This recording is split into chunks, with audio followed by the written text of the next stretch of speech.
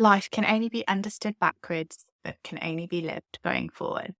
Today's video is sharing some life lessons that I wish I knew earlier. And as I'm now approaching my late 30s, I definitely would have valued this advice in my early 20s. You're making so many decisions that will have such an impact on the direction of your life, where you end up living, what you end up doing as a job. And it can be a really scary time. I certainly struggled with self doubt, lack of confidence, and that inhibited a lot of my choices because I had in my head that I would never be picked for that. I wouldn't be good enough. I wouldn't do well there. If I had the mindset that I've got now, I do think I would make decisions differently. But at the same time, I've got to respect the fact that I've been on that journey and I'm here where I am now. The first lesson is things will always work out. You can have so much pressure on your shoulders at such a young age. And yes, the decisions that you make will have an impact on the direction of your life, where you live, what job you do. But things will always work out and you will always make the best decision for you that you can in that moment. Just because a few years, months later, that you may have thought that a different decision would be better, that doesn't mean that initial decision was wrong, because you would have collected the evidence, would weigh things up and think about what was best for you in that moment. And if that was the decision that you made, then that was the right decision. No matter how difficult a time that you're going through, you will learn from it, you will get experience from that, you will grow as a person, and things will always work out. So even in those really dark times, there will be light at the end of the tunnel and things will get better. So keep going, reaching out for help, leaning on people, but things will always work out. I think of a time in my early 20s, I'd graduated from university, I wanted to be a solicitor. And to do that, I needed to get a training contract with a law firm. My self confidence was pretty low. I was great academically, I had the results that I needed, but I couldn't showcase my personality. And I found interviews particularly difficult.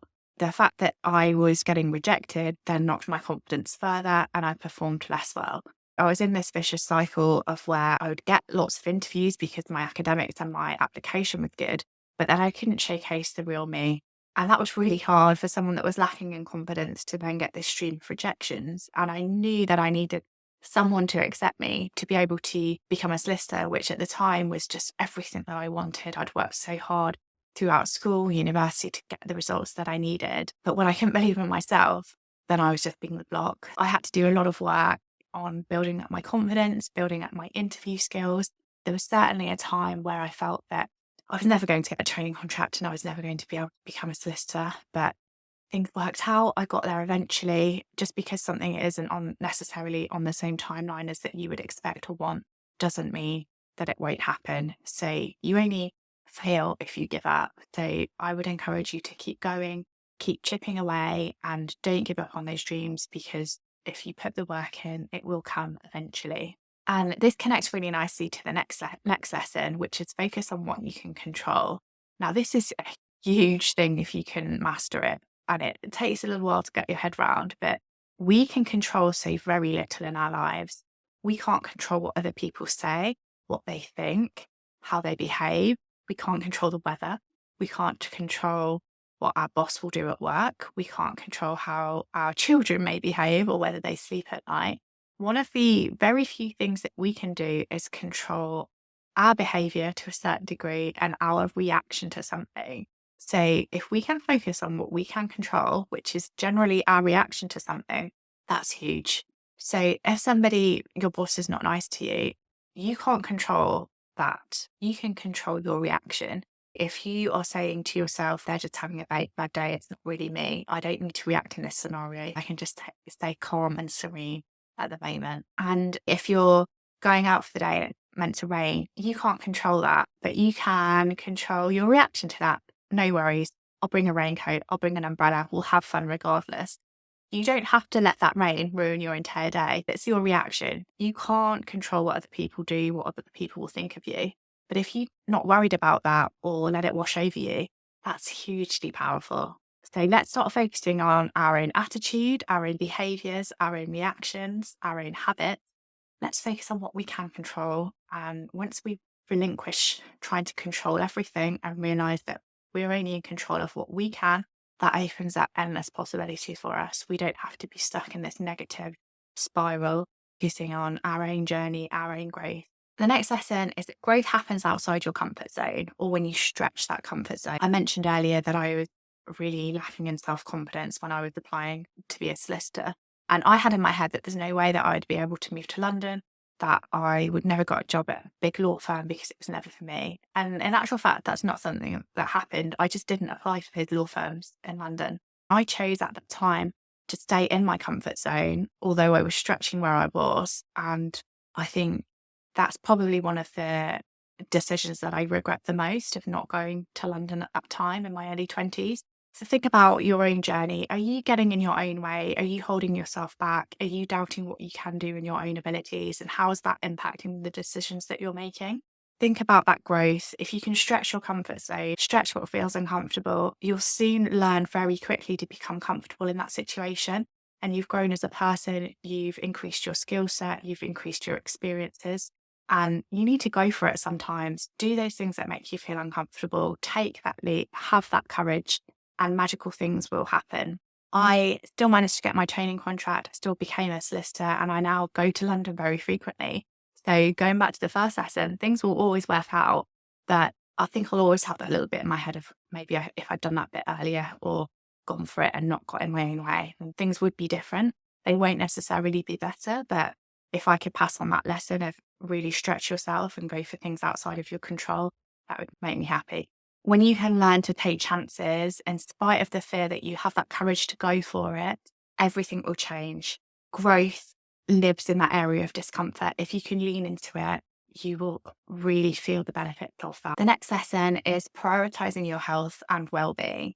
I think I grew up in a bit of a different generation to now where the main things that we wanted to do was get drunk, go partying, and we weren't too worried about the gym. And there's been such a shift there in such a short space of time. I'm in my late 30s. I'm not exactly ancient yet, but I think it's great. I go on Instagram, TikTok now and see people doing things like high rocks, CrossFit, running. I think there's been that real shift of focusing on your health, but I think doing it in a way that isn't becoming obsessive. Certainly something that I wish I knew sooner, but the ability to prioritize strength training, running, and just living a healthier lifestyle. I've certainly done that now. I don't drink alcohol anymore. I now do running very slowly, but I am trying to be a runner. And no, I am a runner. That's something I must stop doing. I'm not trying to be a runner. I run, therefore I am a runner. But yeah, in terms of the lesson, I wish I'd prioritized that a little bit earlier because you can start to build those habits and they will compound. It's not too late. It doesn't matter that I've started a bit later than I would have liked. But certainly when it comes to this video, something that I wish I'd done sooner is prioritize my health and well-being. I know that I am being a good role model to my son and it will maximize my chances to be around for the long haul. And again, it's something that I can control. So I'm going to do that. Reminder for all of us to be present and to be grateful. I am a coach, so a lot of my clients will come to me with goals, aspirations, and they want some help getting there, which of course I am hugely supportive of. And we build these great plans, but part of the job is also encouraging us to be grateful for what we already have and to take pleasure in the journey, not just the destination. We so easily take for granted the progress that we've already made, the achievements that we've already done, the small wins that we achieve every day, because we can be fixated on wanting more, having more, doing more, when a lot of the time what we already have is enough. We can be happy with what we have. We can be grateful for who we are now, who we get to spend our time with, our health. There is so much that perhaps 5 years ago that you wanted that you have now when you take that chance to stop and reflect. And encourage you to do that. What did you want 5, 10 years ago you didn't have that you have now?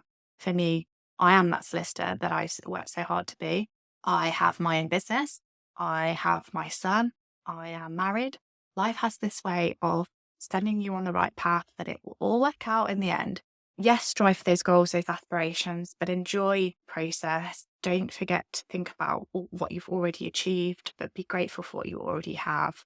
Gratitude is so powerful. I talk about this a lot on my channel. And when we can tap into that and feel those benefits now, it'd be huge. So I think there's probably 2 lessons there. Be present, be grateful, and enjoy the journey, not just the destination. And the last lesson is don't be afraid to pivot. I think sometimes if we change our minds or we go back on something maybe that we've committed to, we can feel like a failure, like things haven't worked out. But pivoting or taking a decision to change direction can be an area for growth. It can be a bold, courageous move. And we need to back ourselves for that. It means that you're growing. It means that you're aligning with your purpose for what truly matters. And you don't need to be afraid of that. You can lean into that and utilize it as a strength. Taking my own journey, a couple of years ago, I actually left private practice. A couple of years ago, I took a big pivot away from that and left the law firm and decided that wasn't the life that I wanted anymore. The hours, the responsibility, the stress did not align with what was now important to me, which was my family, my health and being, and what I wanted from life was not the same as what I wanted in my early 20s. And that's okay. I had to do some soul searching. I'd questioned the decision. I'd been on this path for over 10 years. I was so committed to where I wanted to go. And I think it was easy to feel like I'd failed. But that's not the case. I now have a job and a business where I'm thriving. I am still practicing law. It's just not in private practice. And I have more free time in the weekends, in the evenings. My work-life balance is so much better. And I'm proud of myself for making that decision, for being brave and courageous and making that move. And therefore, the lesson is it's okay to pivot, back yourself. And it comes back to the first lesson of it will all work out eventually. Just because you committed time, energy, money to something doesn't mean that's right for you. We've committed to something for a long time doesn't mean that we should still carry on down that same path. Often the right decision is to pivot, change direction, and pursue something else. Be brave enough to go for that change of direction. So that concludes the lessons that I wanted to share today. They have impacted my own life in such a profound way. I hope that you can at least take 1 or 2 points from what I've shared today and incorporate that into your own life. It's never too late to learn and grow. So even if you're in your 40s, 50s, you can still benefit from some of these lessons. I'd love to know in the comments below which one resonated with you. Are you grappling with something at the moment? Are there some lessons that you have learned that you'd like to share? I'd be really interested to hear from you.